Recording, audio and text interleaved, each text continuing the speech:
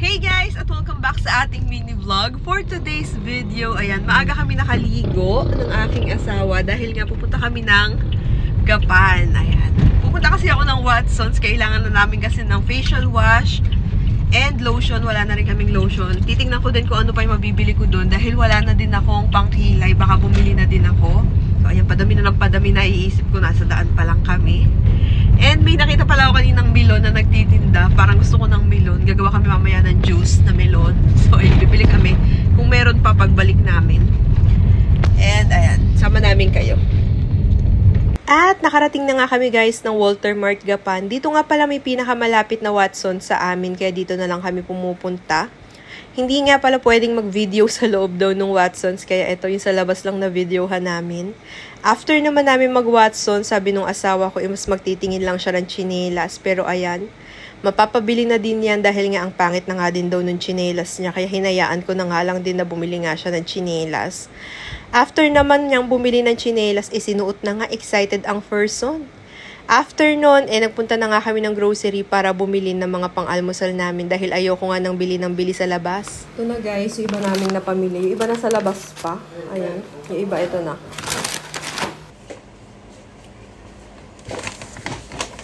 So guys, ayan, nakauwi na kami. Grabe ang oily ko naman. Nakauwi na kami ng bahay. And, pakita ko sa inyo yung binili namin sa Watsons. Punas muna tayo mukha. Pawis na ako. Ang init. So guys, ayan. Ito talaga yung sinadya ko, Watsons. Dahil nga wala na kami ng mga gamit namin dito sa bahay. Hindi naman gamit sa bahay. Yung mga gamit ko pang katawan. And syempre, hindi dapat tayo nagpapawala nito. Tapos nag-grocery na din kasi kami ng konti guys. Dahil nga kulang na yung stocks ko na nasa baba. Kapag talaga nagkakapera is yun talaga yung inuuna ko na binibili. Dahil nga ayoko yung kung kailan mo gusto, wala ka na palang stock. So ayun. Yun talaga yung mga priority ko. Charot, grocery. So guys, ito. Sa Watsons is magkano ba tayo? Naka 1,218 tayo sa Watsons. At ako sa inyo. Ang binili ko pala guys sa Watsons is ito, ayan. Dahil wala na nga kaming pang hilamos. Ubus na yun nandoon. So ito. Ayan, ito na din kasi pinapagamit ko sa asawa ko. Sabi ko sa kanya, wag niya ginagamit yung Koji na gamit niya sa katawan sa mukha. So, ayan, ito na din yung ginagamit niya. So, ayan, bumili ako. Yung ganito pala, guys, is kano na to?